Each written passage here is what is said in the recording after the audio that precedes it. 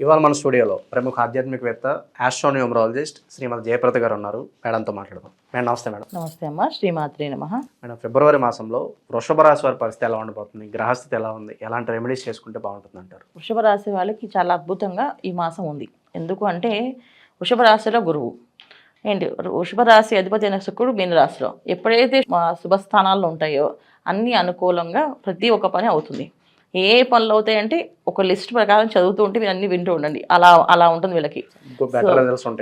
చాలా చాలా అదృష్టమైన మాసం కింద వీళ్ళు తీసుకోవచ్చు. ఎందుకంటే ఉద్యోగ యోగం, తర్వాత పదవీ యోగం, ధనయోగం, తర్వాత రాజయోగం, తర్వాత విద్యార్థులకి అనుకూలమైన ఉన్నత స్థితిలోకి వెళ్ళే అవకాశం, అంటే ఉన్నత విద్యలు ఎవరైతే చదువుతున్నారో వాళ్ళకి అనుకూలంగా ఉండడం, తర్వాత వాహనాలు కొనుక్కోవడం, అంటే చిన్న చిన్న వస్తువుల నుంచి పెద్ద పెద్ద వస్తువుల దాకా కొనుక్కునే అవకాశము, గృహయోగాలు, గృహం ఎప్పటి నుంచో నిర్మించాలనుకునే వాళ్ళు అవ్వకపోవడం, అది ఈ మాసం అవ్వడము, స్థల నిర్ణయం తీసుకొని ఆ స్థలం తీసుకోవడము, ప్రతి విషయంలో అన్నీ అనుకూలంగా పనిచేసేది వృషభ రాశి వాళ్ళకి ఈ మాసంలో. సో ముఖ్యంగా ఎవరెవరికి బాగుంటుంది అంటే ఎప్పటి నుంచో ప్రయత్నం చేస్తూ వ్యాపారంలో లాభం లేక, వ్యాపారం ముందుకు వెళ్ళక, ఎంత సాగినా డబ్బు చేతికి అందకుండా ఉన్న వాళ్ళకి ఈ మాసం కాస్త వ్యాపారంలో కొత్త కొత్త ఆలోచనలు, కొత్త కొత్త మార్పులు చేసి తను అభివృద్ధి చేయడం కానీ, కొత్త వ్యాపారాలు మొదలుపెట్టడం కానీ చాలా అనుకూలంగా కనిపిస్తాయి. ఎందుకంటే ఇక్కడ శుక్ర రాహువులు కలయిక మీనరాశిలో. ఎప్పుడైతే ఒక శుక్రుడితో పాటు రాహువుని కలిసి ఉన్నారో కొత్త కొత్త మనుషులతో పరిచయాలు, కొత్త కొత్త విషయాలు ఆలోచించడము, ఈ పనులు ఇలా కాదు ఇలా చేయొచ్చు, ఇలా వెళ్ళొచ్చు అనే అవగాహన, ఇవన్నీ కూడా ఏర్పడే అవకాశం ఎక్కువగా ఉంటుంది. ఎంత శుభగ్రహాలు ఉన్నప్పటికీ ఒక పాపగ్రహం పక్కన తోడుంటే ఖచ్చితంగా ఏంటంటే ఒక మంచి వాడికి ఒక బలమైన వాడి తోడైతే ఇలా కాదు చేయొచ్చు పద నేను నడిపిస్తాను తోడు వస్తుందా, అలా తోడు ఉన్నట్టుగా వీళ్ళకి ఎవరో ఒకరు తోడు వచ్చి ఈ మాసంలో వీళ్ళకి అన్ని అనుకూలంగా జరుగుతాయి.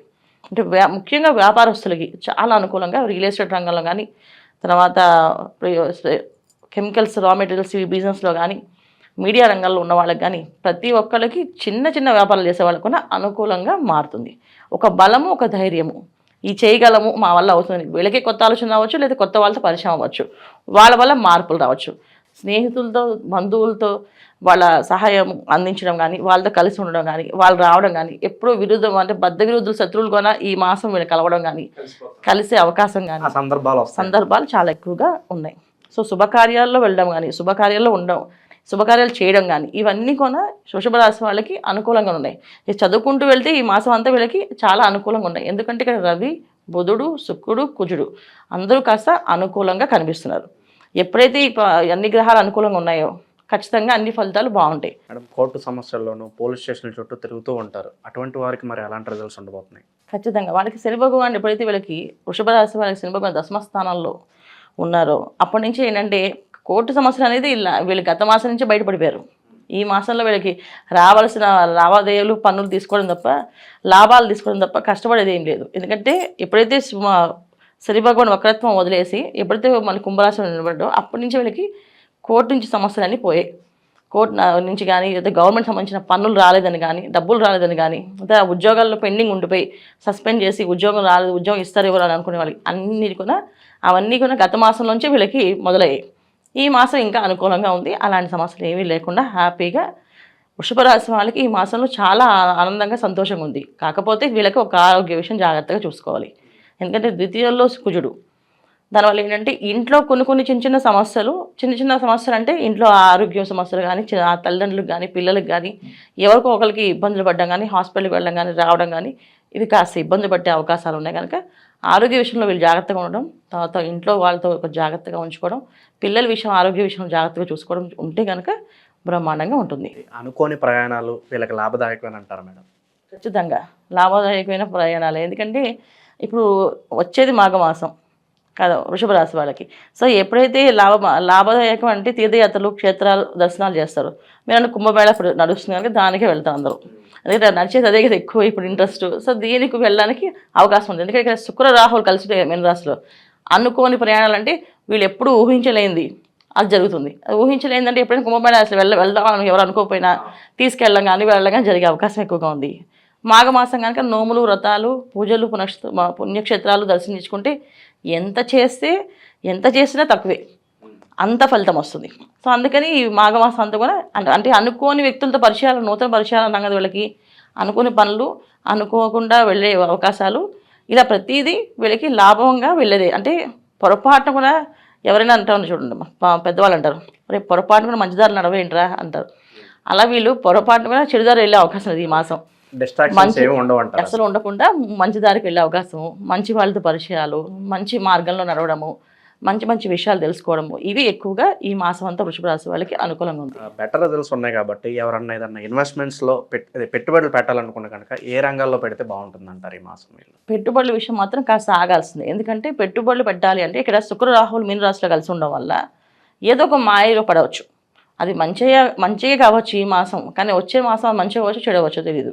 అందుకని ఏంటంటే పెట్టుబడి పెట్టాలనుకుంటే మాత్రం వాళ్ళ సొంత జాతకాన్ని, వాళ్ళకి ఏ దశ నడుస్తుంది, అంత దశ నడుస్తుంది. ఎందుకంటే మనం ఎప్పుడు చెప్పుకునేది గోచార ఫలితాలు. సో గోచార ఫలితాలు అనేది ఈ కోట్ల మందికి ఇదే ఉంటుంది. అంటే వృషభ రాశి ఈ అక్షరంతో మొదలైతే, ఈ నక్షత్రం మొదలైతే వృషభ రాశి, ఇందులో చాలామంది ఉంటారు. అయితే పర్సనల్ జాతకం మాత్రం ఎవరికి వాళ్ళకే ఉంటుంది కనుక వాళ్ళ జాతకంలో దశ అంత దశ ఏం నడుస్తుంది, ఇవి అనుకూలంగా ఉందా, ఇప్పుడు మొదలు పెట్టచ్చా, అలా అనుకుని చూసుకుంటే అనుకూలంగా ఉంటుంది. కొత్త వ్యాపారాలు చేయాలనుకునే వాళ్ళకి అవకాశం ఉంది గోచార రీత్యా. సో చేద్దాం అనుకుంటే వాళ్ళ పర్సనల్ జాతకం ఎలా ఉందో చూసుకోవాలి. ఇలా చూసుకుంటే కనుక అనుకూలంగా మారుతుంది. నిరుద్యోగులు కావచ్చు, పెళ్లి కాని వారు కావచ్చు, శుభవార్త వినడానికి ఎక్కువ ఛాన్సెస్ ఉన్నాయి. చక్కగా శుభకార్యాల్లో పాల్గొంటారు, శుభకార్యాలు చేస్తారు, శుభకార్యాల్లో ఉంటారు అని అన్నాం కదా. దీంట్లో వివాహాల విషయంలో కానీ, సంతాన యోగం కానీ, గృహయోగాలు కానీ అన్నీ ఉన్నాయి కనుక వివాహ విషయంలో అయితే చక్కగా వివాహాలు అయిపోతాయి. చాలామందికి వివాహాలు అసలు ఆకర్షణ అనేది ఆటోమేటిక్గా పెరిగిపోతుంటుంది, అది చేస్తారు. ఎందుకంటే వాళ్ళ రాసాధిపతి ఎక్కడున్నారు, మీనరాశిలో ఉన్నారు. సో ఖచ్చితంగా మీనరాశిలో ఎక్కడున్నారు, మీనరాశితో రాహుతో కలిసి ఉన్నారు. ఖచ్చితంగా ఆకర్షణ, ఆ దివ్యశక్తి, మాట్లాడితే ఏదో ఒక శక్తి ఉంది వీళ్ళ దగ్గర అని అనుకునే లక్షణం కనిపిస్తుంటుంది. సో అందుకని అనుకూలంగా ఉంది. ఇంకా మెరుగైన ఫలితాలను పొందడానికి మేడం ఏదన్నా రెమెడీస్ ఉంటే తెలియజేయండి వృషభ రాశి వారి కోసం. వృషభ రాశి వారు లక్ష్మీ నరసింహస్వామి ఆరాధన, ప్రతి శుక్రవారం లక్ష్మీ నరసింహస్వామి ఆరాధన వెళ్ళడం, కంపల్సరీగా గుడికి వెళ్ళడం, ప్రదక్షిణాలు చేయడము, లక్ష్మీ నరసింహస్వామి పూజ చేయించుకోవడము, అర్చన చేయించడం, లేకపోతే అభిషేకం చేయించడము, ఇంట్లో సుదర్శన హోమం చేయించుకోవడం. అంటే బాగా ఇబ్బందిగా ఉన్న, ఎటువంటి అంతే అనుకోకుండా ఏవో సిచ్యువేషన్స్ జరిగి కాస్త బాధపడేవాళ్ళు, బయటపడదాము, ఈ సిచ్యువేషన్ నుంచి బయట రావాలి అనుకునేవాళ్ళు రాలేకపోతున్నాం, అనారోగ్య సమస్య నుంచి బయటపడలేకపోతున్నాం అనుకునే వాళ్ళు ఎవరైనా సరే ఇంట్లో సుదర్శన హోమం చేయించండి, ఖచ్చితంగా మంచి ఫలితాలు ఉంటాయి. సో ద్వాదశ రాశులు అందరూ ఏంటంటే ఫిబ్రవరి మాసం అనేది చాలా అనుకూలమైన మాసం. ఎందుకంటే రవి మాసం, రవి భగవానుడు మకర రాశిలో రావడము అనేది ఒక విశేషం. సో అక్కడి నుంచి మనం తర్వాత పుష్యమాసం అయిపోయిన తర్వాత వచ్చేది మాఘమాసం. ఈ మాఘమాసంలో ప్రతి ఒక్క కార్యక్రమము 10ంతల ఫలితం వస్తుంది. చిన్న పరిహారమైనా అది పెద్ద పరిహారం కింద, పెద్ద ఫలితం కింద వస్తుంది.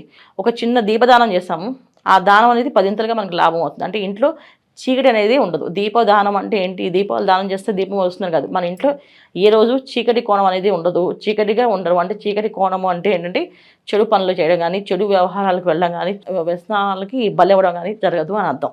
సో దీపదానం.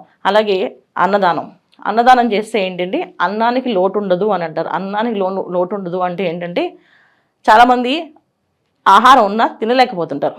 సో ఎందుకు తినలేకపోతే వాళ్ళకి రకరకమైన సమస్యలు, అజీత సమస్యలు, ఏదో రోగ సమస్యలు, ఏదో ఒకటి, టైంకి అన్నం తినలేకపోవడం, టైంకి వేళకి తినలేకపోవడం అది జరుగుతుంటుంది. సో ఈ అన్నదానం చేయడం వల్ల అలాంటి ప్రాబ్లమ్స్ లేకుండా బయటపడతాం. సో మాఘమాసంలో అన్నదానం, దీపదానం, తర్వాత చాలామంది నోములు, పూజలు, వ్రతాలు చేస్తుంటారు. దాంట్లో చాలామంది నోములకి పళ్ళు, పసుపు, కుంకాలు, బట్టలు, వస్త్రాలు ఇవన్నీ దానం చేస్తుంటారు. ఇవన్నీ కొన్ని చేయడం వల్ల చాలా మంచి ఫలితాలు ఉంటాయి. అయితే ఒక్కొక్క రాశి వాళ్ళు ఏం చేసుకోవాలి అంటే, మేషరాశి వాళ్ళు ఈ మాసం అంతా అన్నదానం చేస్తే చాలా మంచి ఫలితాలు. అలాగే వృషభ రాశి వాళ్ళు ఈ మాసం అంతా చక్కగా వస్త్రదానం చేస్తే చాలా మంచి ఫలితాలు. మిథున రాశి వాళ్ళు పుస్తకాలు దానం చేస్తే విద్య బ్రహ్మాండం సాగుతుంది. అలాగే కర్కాటక రాశి వాళ్ళు ఏదో ఒక వస్తువుని దానం చేయడం, అంటే వెండి కానీ రాగి కానీ ఏదో ఒక పాత్రను దానం చేస్తే అన్ని అనుకూలమైన ఫలితాలు కనిపిస్తున్నాయి. అలాగే సింహరాశి వాళ్ళు చక్కగా ఒక 10 మందికి చదువు విద్యాదానం చేయడం కానీ, ఒక విద్యార్థికి విద్య కట్టించడం కానీ చేయడం వల్ల మంచి ఫలితాలు ఉన్నాయి. ఇలా ఒక్కొక్క రాశి వాళ్ళు చేసుకుంటూ వెళ్తే అన్ని అనుకూలమైన ఫలితాలు కనిపిస్తున్నాయి.